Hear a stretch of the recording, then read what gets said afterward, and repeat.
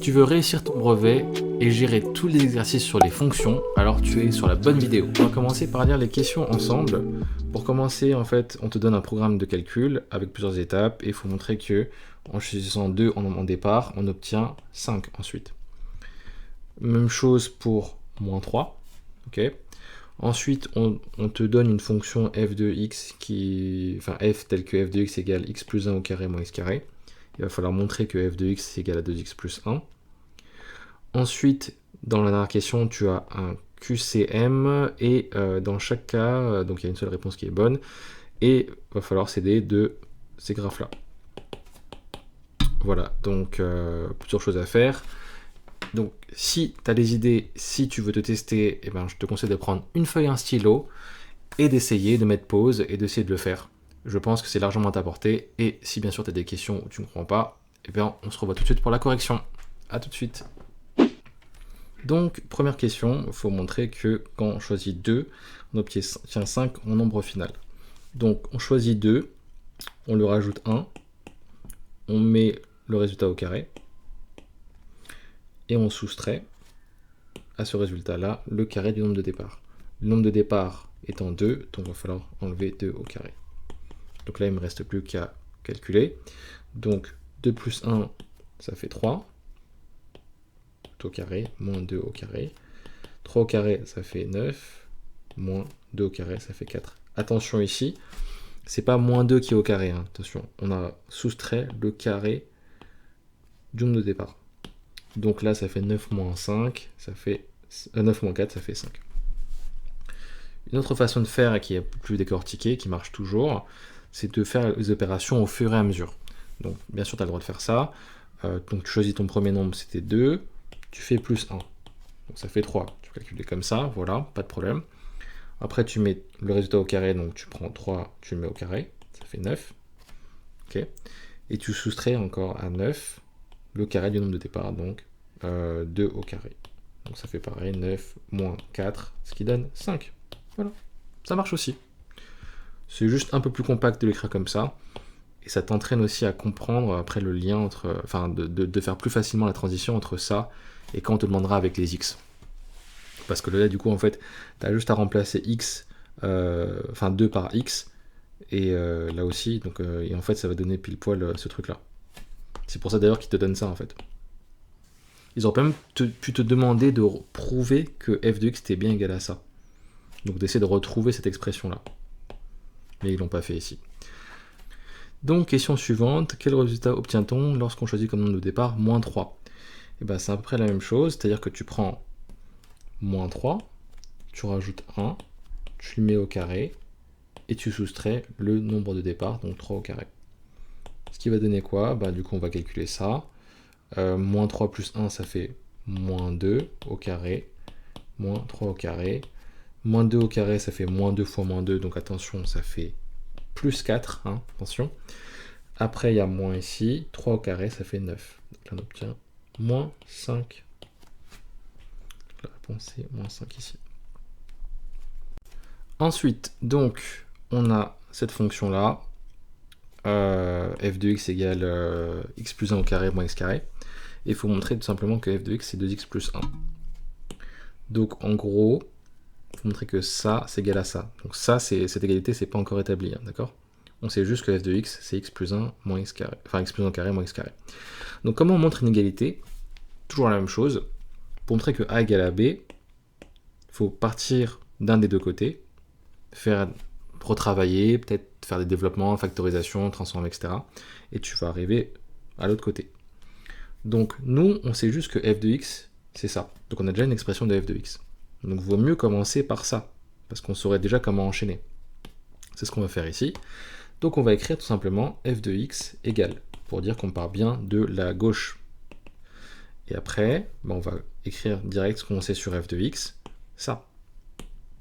Donc ça, c'est tout simplement x plus 1 au carré moins x carré, là juste à recopier. Et le but du jeu, ça va juste arriver à la fin à 2x plus 1. Donc à la fin, tu auras 2x plus 1 après quelques étapes. Et donc la question, c'est comment on fait pour aller de là jusqu'à là. Et bien nous, on a plusieurs outils qu'on connaît. On s'est développé, on s'est factorisé. On sait réduire, donc il y a sûrement des choses qui peuvent servir dedans. Voilà. Donc comment on va gérer ça? Eh ben ça déjà, tu le sais, c'est une identité remarquable. C'est tout simplement a plus b le tout au carré. Le tout au carré. Donc ça donne bien a carré plus 2ab plus b carré. Donc ça, on s'est développé. Si tu t'en souviens plus de cette identité remarquable pendant le contrôle, eh ben, tu peux juste dire que a plus b le tout au carré, c'est a plus b fois a plus b. Et là, tu fais la double distributivité. C'est un peu plus long, mais ça va revenir exactement à ce truc-là. Voilà. Il faut juste trouver des moyens, un plan B, quoi, du coup, pour pouvoir résoudre ce problème.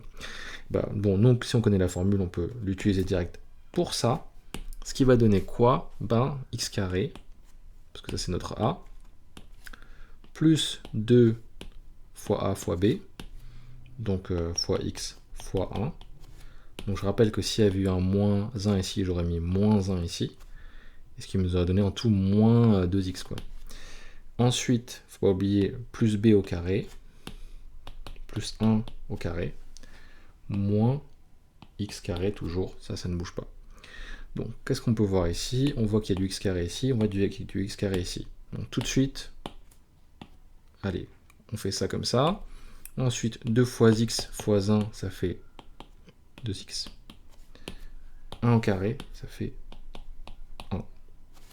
Donc à la fin, ça fait 2x plus 1. Et donc, est-ce qu'on a trouvé ce qu'on devait montrer? Oui, parce qu'on est parti de là et on est arrivé à 2x plus 1. Donc, c'est fini. Dernière question, le QCM. Donc, là, une seule réponse est correcte et aucune justification n'est demandée.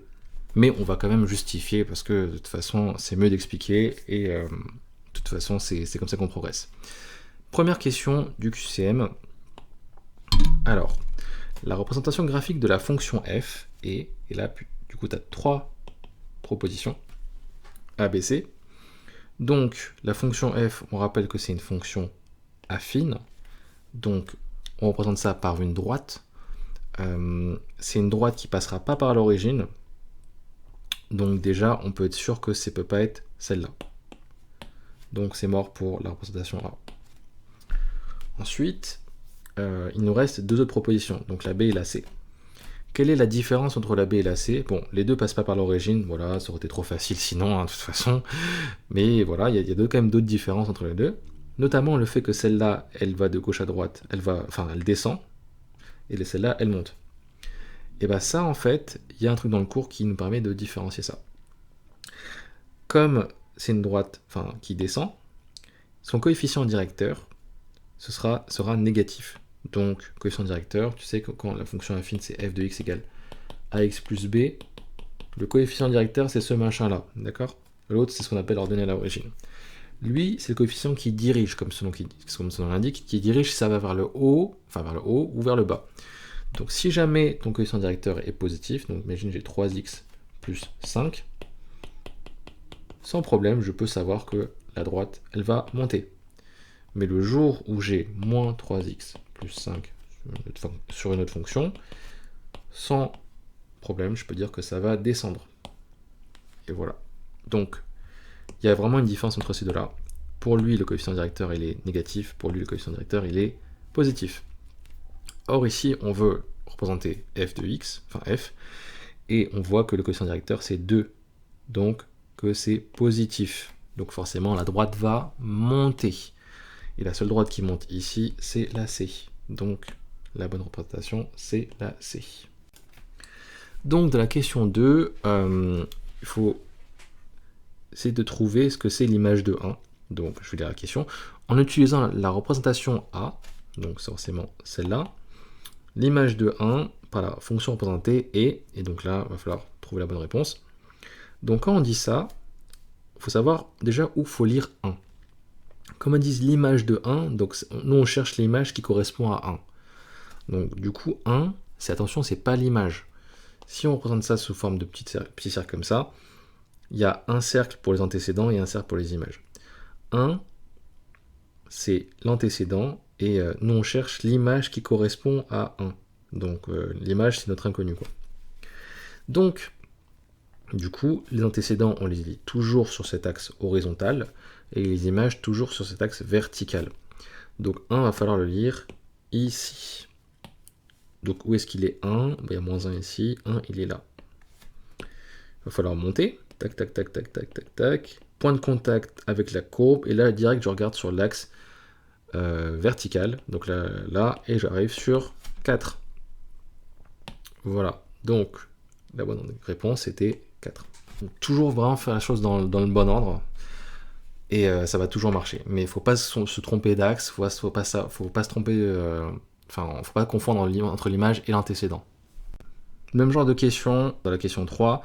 Cette fois, on utilise la représentation B, donc celle-là.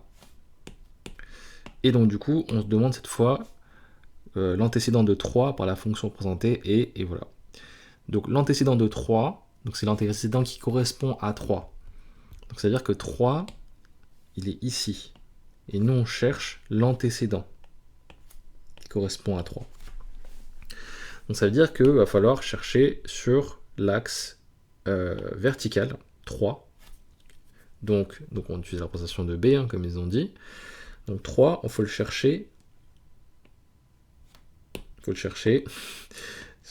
Ah, ça ne va pas. 3, il faut le chercher sur cet axe-là. Donc là, il y a moins 4, moins 3, non. Donc 3 est là. Et il faut voir un point de contact avec la courbe. Donc la courbe est là, tac. Je touche la courbe, et là, il faut descendre pour voir à combien t'es. Et tu as juste à lire la valeur qui est ici. Donc, comme 0 est là, ça c'est moins 1. Donc en fait, ça correspondait tout simplement à moins 1. Donc avec x égale moins 1, g, y égale 3. Donc c'est cette réponse-là. Et voilà, c'est tout pour cette vidéo sur les fonctions. J'espère que ça t'a plu. N'hésite pas à liker et à t'abonner. Et je te retrouve pour d'autres vidéos. À bientôt!